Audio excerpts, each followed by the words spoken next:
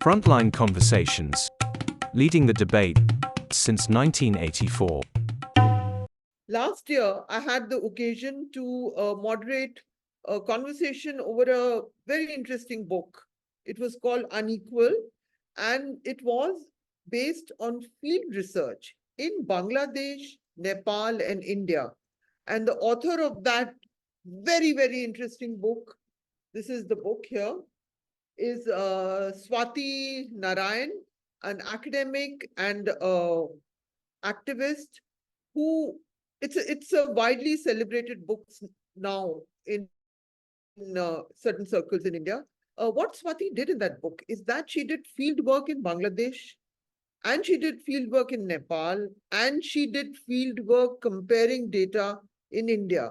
Now, I'm not going to get into everything, every region that she did field work in, but since she traveled extensively to Bangladesh, and she did a study of how Bangladesh moved ahead of India.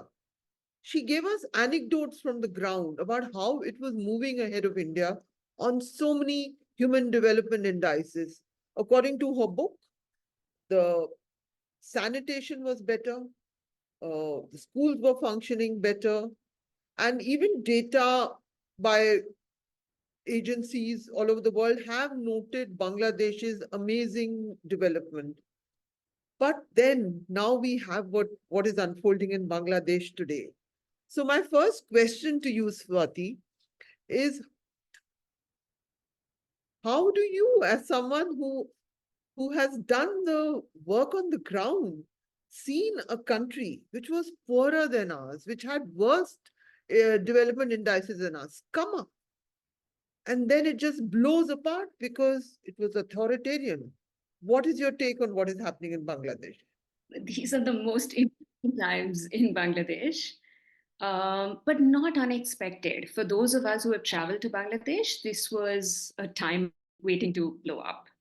And it may sound, otherwise, Bangladesh is considered to be one of the great mysteries in social development. They've gone ahead, but it was known that it was going ahead socially, economically, but politically, it was very fragile in terms of its democracy. So people in Bangladesh wouldn't speak much about the politics. They would speak in drawing rooms behind closed doors. But it was obvious that you cannot have an authoritarian regime for more than 3 elections, which were supposed to be rigged. But then, Swati, tell me, is there a conundrum here which we need to understand that under authoritarianism, Bangladesh made these huge advances? So how do we figure that out? What did the Sheikh Hasina years do which were correct? That all of the stuff. Now, to give you one example, I'm just going through data from your book. You start off with this. A newborn lives to be 80 years in Sri Lanka, 74 in Bangladesh, 69 in India. So Sri Lanka is, of course, top of it. And Sri Lanka is another country which 2 years ago exploded. So all our South Asian neighbors, which are moving ahead of India in development indices, even though a section of the rich is much richer and powerful in India, big capital is thriving on a very large extent in India. But all our neighbors, South Asian neighbors, and you have also studied Sri Lanka in this book, and they're blowing apart politically. So, and one more data from your book itself, in the areas that you surveyed, just so that the audience gets an idea of what you're saying. And it's random. I'm picking up random data from your book. You found 99% of the homes of the area that you surveyed in Bangladesh had toilets. 96% of the area that you surveyed in Nepal had toilets. In Bihar, with which you were doing a comparative study of sanitation, schools, and so on, in that area, 14%. So you had 99% of toilets in Bangladesh, 14% in Bihar. Now, but the question is not right now about the toilets and the moving ahead. The question is, all these countries which have gone ahead, they're exploding, they're imploding. So the question for you is, have authoritarian regimes in our neighborhood actually enabled some of the development work to go ahead? I mean, how would you rate Sheikh Hasina on that front? No, so let me be totally clear in terms of this analysis and even larger data that is available at a macro level. Bangladesh started overtaking India in around 1996 to 2001. So 25 years ago. Since then, we've been noticing that Bangladesh's literacy, life expectancy, school participation, healthcare, everything has been improving. Sri Lanka, for the last 50 years, even at the time of India's independence, literacy rates in Sri Lanka were far higher. Women in Sri Lanka could vote. So none of this is new. The development in Bangladesh is 20 years old minimum, and in Sri Lanka, at least 50 years old.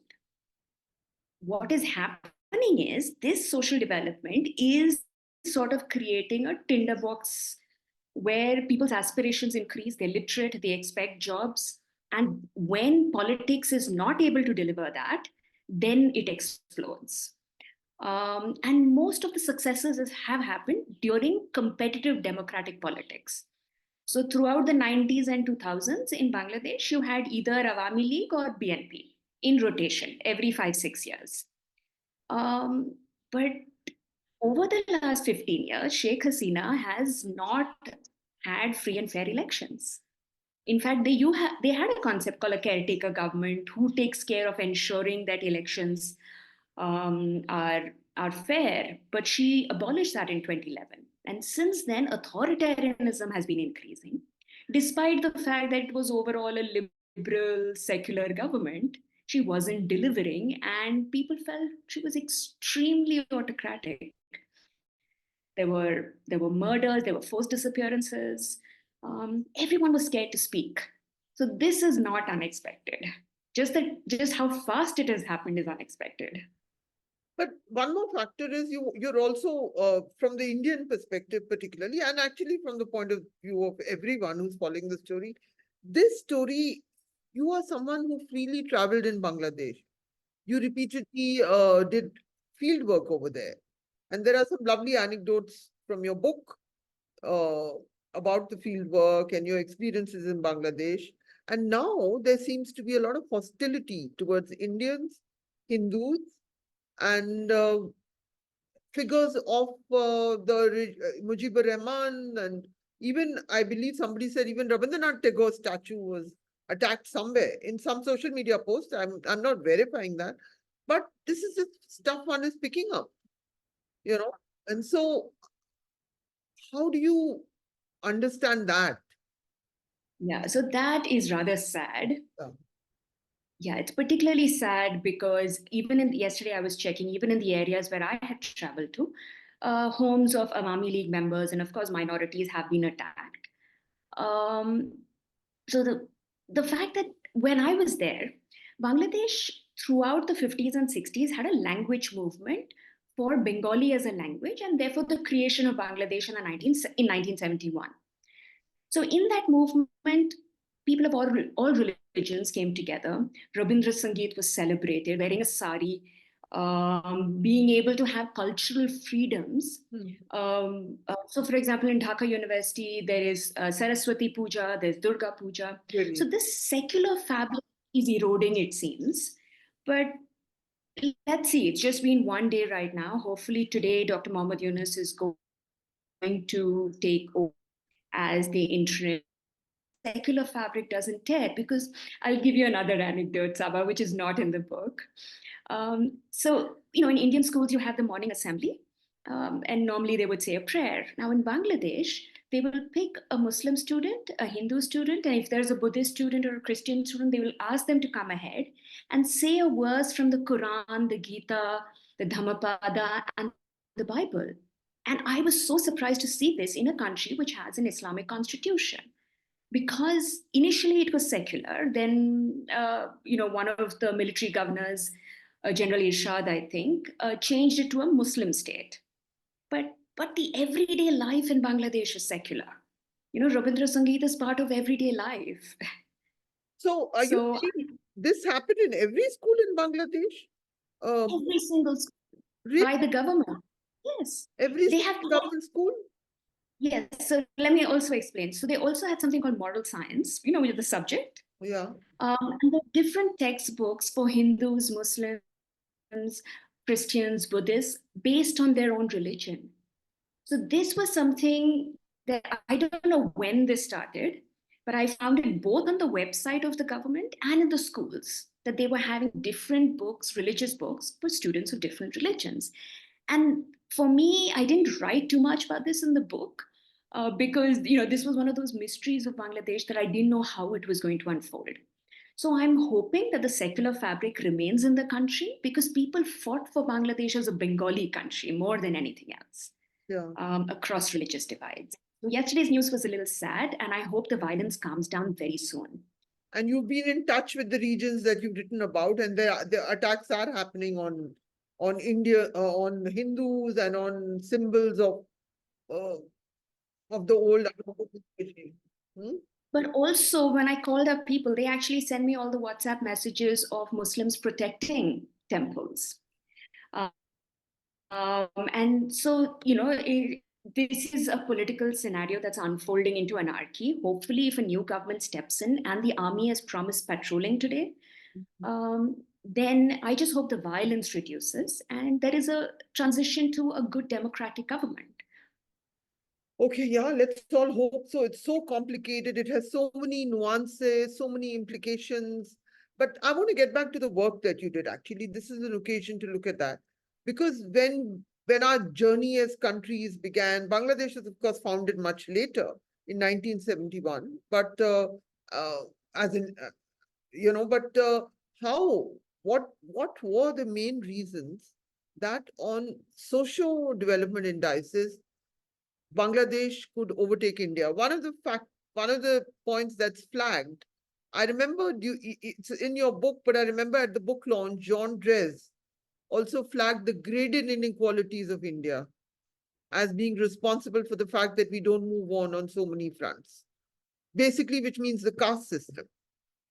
Is that the big difference?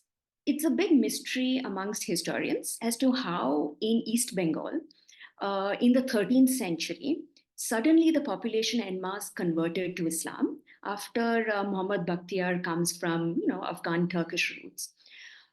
Because the mystery is who converted. Was it the Hindu population or was it the Buddhist population? But overall, what we see is the caste style features which you have in India are lesser in Bangladesh. And even old British colonial records show that there was high levels of social mobility, even amongst the Muslims in Bangladesh. Amongst Hindus, of course, there remains caste gradations, and there are also many Dalit Hindus. Um, but in Bihar, you cross the border barely 50 kilometers away, sometimes 10 kilometers away, and you're in a completely different environment where caste dictates every aspect of your life. And in Bihar, the graded inequalities, even amongst Dalits, the Musahar Tolas are so backward, don't have social services, no education. And this is just so I feel the social solidarity is what brought the students together across divides to fight against an autocratic regime.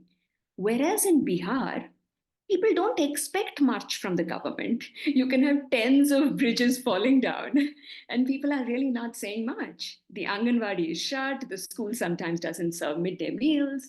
But across caste divides, and this is what people told me time and time again, nobody wants to fight together to improve public services. Whereas in Bangladesh, there is a very strong social contract after the 1974 famine, where rulers, even if they were autocratic, knew they had to give social services or people will come to the streets of Dhaka. And this has happened before. Okay, very, very fascinating. In your book, you've written that when you've given a very vivid description. Actually, it starts off with this description.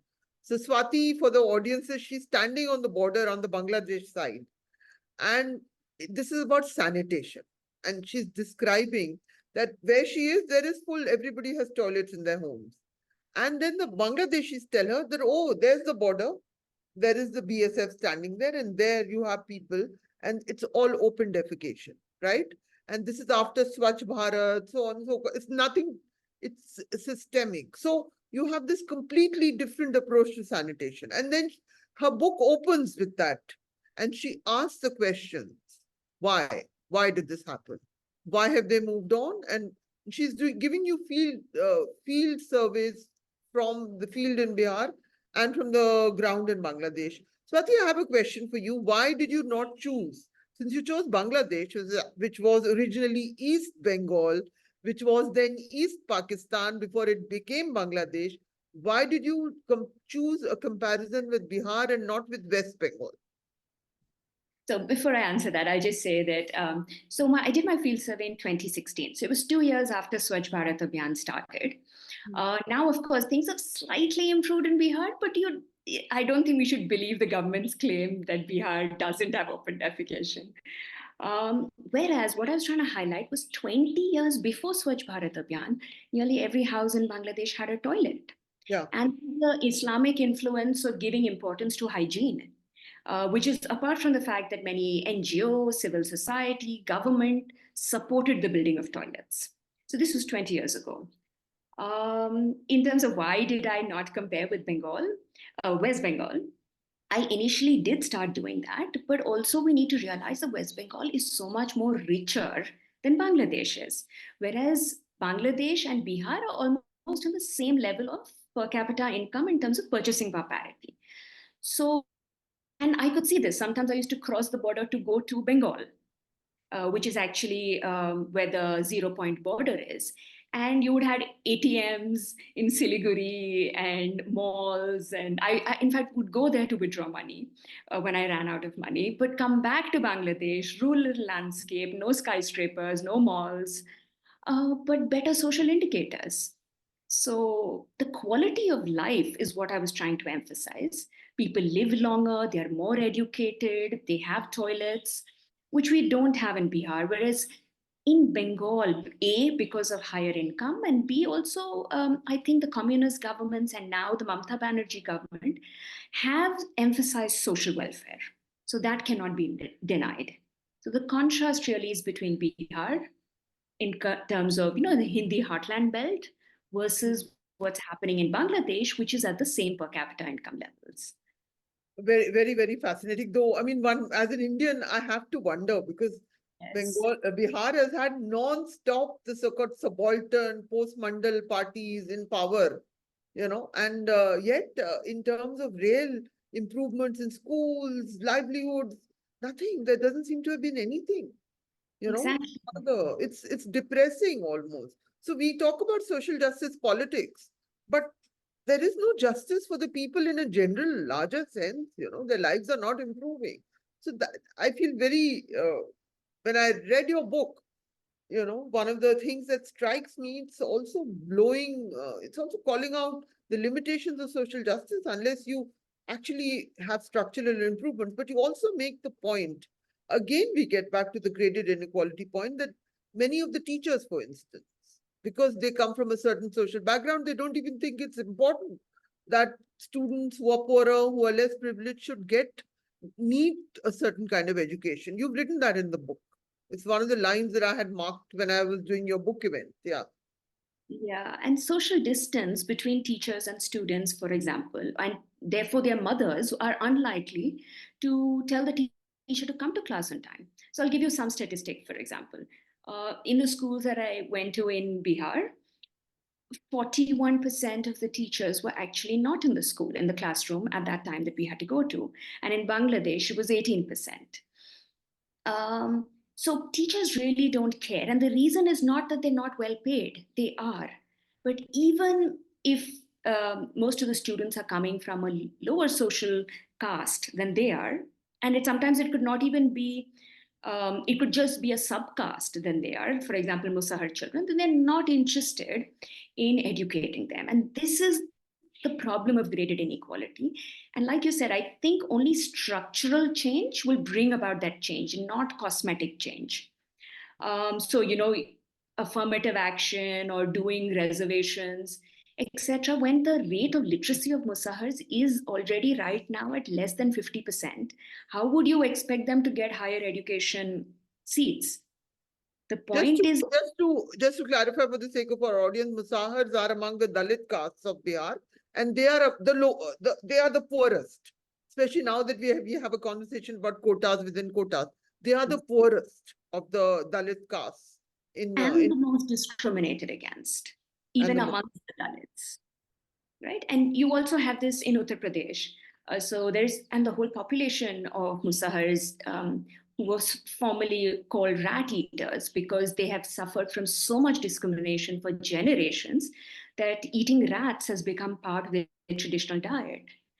Because they, so again, another statistic. In Bihar, 96% of Dalits don't own land, and 50% of OBCs don't own land. Whereas in Bangladesh, only 8% don't own land. So 8% of whom? Who are we talking? You're giving a caste figure. No, I'm not giving a caste figure in Bangladesh, but 8% of the rural population don't own land. The rest all do. They all own land otherwise. They own land, but they may be very small size land. So 50% now are shareholders, or sharecroppers rather. So they rent out land from other smaller landlords and parcel it together, but have a good livelihood. The biggest problem in Bihar is employment. If you don't have land and you have no other alternative means of livelihood, what do? You have to only rely on government social programs. Yeah. So there's no NREJ, there's no ration card. What do people do? How do they survive? Yeah. Fascinating. Swati, I'm going to just take you back to give our audience, since you've been on the ground, what is the economic, what is the hierarchy, what is Bangladesh society all about? What generates income? Is there still migration towards India? Has that stopped? The sort of idea of the infiltrator, quote unquote, was huge. I don't hear so much conversation about it. In fact, I actually know of one woman in my neighborhood in Delhi who's a Bengali Muslim, and but who tried to send her daughter to Bangladesh. But she got caught there because there were issues about whatever, various things. She's she's been here for some years, but she wanted her daughter to go, but the daughter got caught by the guards and she was sent back. So there was a lot of financial loss. I'm telling you a real story, huh? Yeah. Because whatever, she did not like certain things that were happening here with her daughter, not from the social, in her own personal space. So she paid her agent money to give you go to Bangladesh. It's now doing very well. Precisely. And you gave an anecdote that I'm trying to tell so many people, it could be reversed. They thought I was an illegal person. And I had to, in every village, and I had to tell them, no, I have a passport, I have a visa, I didn't jump the fence. Yeah. So I think we don't realize how prosperous Bangladesh slowly is becoming. So one is in rural areas, people are either sharecroppers or they have their land. So agriculture is very important. The land is very fertile. So after the Green Revolution, poverty has declined to a large extent because of productivity from land. And in urban areas, you have now, in rural areas also, you have factories. Simple factories, agro-processing, jute mills, dairy, poultry. I went to a tea factory. In rural areas, and rural women will go and work in these factories, carrying a steel dabba every morning there on the national highways. And in urban areas, also, you have the ready-made garment industry and so many others now, which are connected to international markets. So the private sector is booming in Bangladesh. Government, but of course, they're not creating enough jobs. And government jobs are always have been prized because, they come with so many perks and the official car. So, but the biggest problem in Bangladesh, and this, anybody would tell you, is corruption. And in the last 15 years, corruption increased to such an extent that it was eroding really the fabric of the country. It was, to get a visa, like you said, everything depends on an agent. So it was not a very healthy democracy and it was undemocratic. So while socially, economically, it was doing well, politically, it was really declining. It was called an electoral autocracy, just like India currently, I think before the election was considered to be one. Yeah, well, Bangladesh is obviously way, I don't even think you can compare what's happened in Bangladesh to the fact we've never had. I think one of the factors, Swati, I actually look at the region is we've never had military rule. Once you've had that, in a society, then democracy keeps breaking apart. When you have the option, we've never had that. Yes, we've had imperfections, we've had the emergency, we've had what is called electoral autocracy, but we are That is sailing, the beauty of Indian democracy. Exactly. but where we seem to be falling behind, which is why your book has been appreciated by so many people, is in the general common good of the of the less privileged section of society. We are booming in terms of big industry, big capital, which some of our neighbors don't have. But we seem to be falling behind on that front. Am I right on that? How you Yes. see it? Our growth is very lopsided.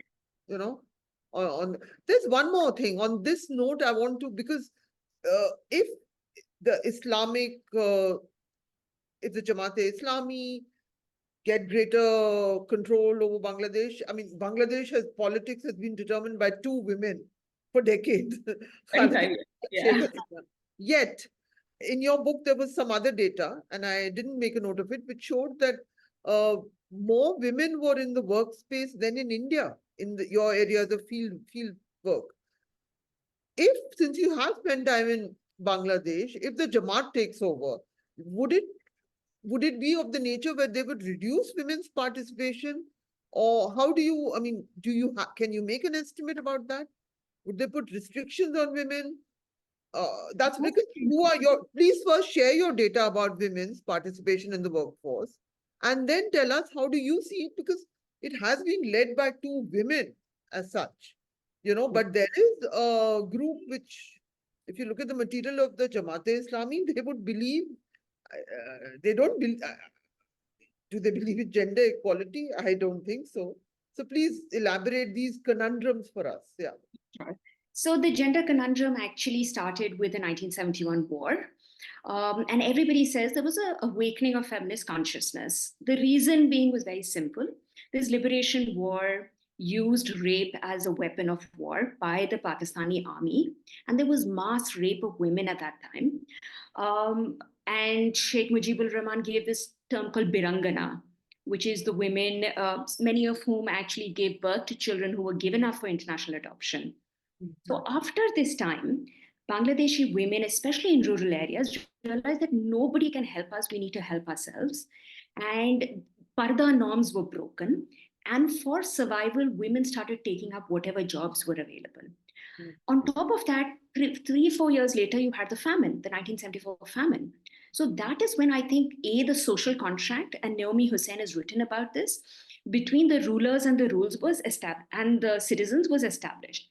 And the NGOs started blooming, women's movement started blooming, and NGOs largely 90% employed women. So, and right now, the only parties who, apart from the military dictators who have been in power, have been BNP or Awami League. And the BNP, though it's less secular than the Awami League, we've never had, for example, the Jamaat as the leading party. It's always been either BNP. So hopefully they will not regress to such an extent. And I think, let's be clear, this movement was led by students, and many of these students have been women students. In fact, I've seen so many wonderful stories where now they're taking over functions of the police, of controlling traffic, cleaning the roads. So they seem to be idealistic students. Many of them are women. In fact, in Bangladesh, women are more educated than men. Across classrooms, I saw more women than I saw boys, because boys start working very early. So and they had a female secondary education stipend program, which really increased girls' education. So unless there's extreme Islamicization of Bangladesh, hopefully it will not descend into some form of anarchy also. If stable governments are formed, then I think it sounds good for the country. And it could also be that new political parties emerge in this political vacuum. What is you're looking at development indices, you're working in this field, your work suggests you care about schools, education, sanitation, all these things. What is your view of Muhammad Yunus, who is likely to lead Bangladesh at this point? How do you rate his work, his impact on Bangladesh? He is a Nobel Prize winner. We know that he's done some. Please explain his work to us, and that will be my final question to you, Swati, because I think that's going ahead. Unless you want to add something to the conversation, please. Yeah. No, sure. So I think choosing him as a pick to be the interim advisor has been very intelligent by the students because he's internationally respected. In terms of the impact of microcredit, so I've given some statistics, almost 2% every year of people go out of poverty because of microcredit. And this is what has spurred entrepreneurship in Bangladesh, right? Also, it's not now just Grameen Bank as a microcredit organization, but also Grameen Phone, which is the largest phone network in Bangladesh. So there are different businesses which have started from microcredit organizations.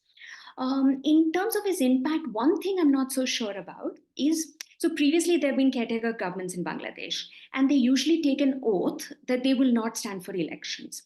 So at one point in time, Mohammad Yunus wanted to start his own party, which actually could have got a lot of support through the microcredit groups. But now if he becomes interim advisor, he can't stand for election or start a new party. So that is a big question mark as to what will happen. Will there be a new formation or not? But in terms of being well respected, and somebody who was wrongfully removed from his own organization after getting a Nobel Prize. So there was a lot of politics going on. I really hope Bangladesh goes right now in the right direction. So that's all fingers crossed. Who knows what will happen, but hopefully there'll be political stability. The only parallel to end, I would say, is with Sri Lanka. I think people power and removing autocratic governments is the main lesson we seem to be learning from South Asia, right? The Rajapakshas were removed by a people's revolt. Even a secular liberal government like Sheikh Hasina, which became increasingly authoritarian, was removed by students. So I think that's the one lesson, that social development, economic development is important, but so is political democracy in South Asia. So at least that's what it seems to be showing. Thank you so much, Swati. It's fascinating, and thank you for making time for Thanks, us. Saba. Real pleasure. Frontline Conversations. Leading the debate since 1984.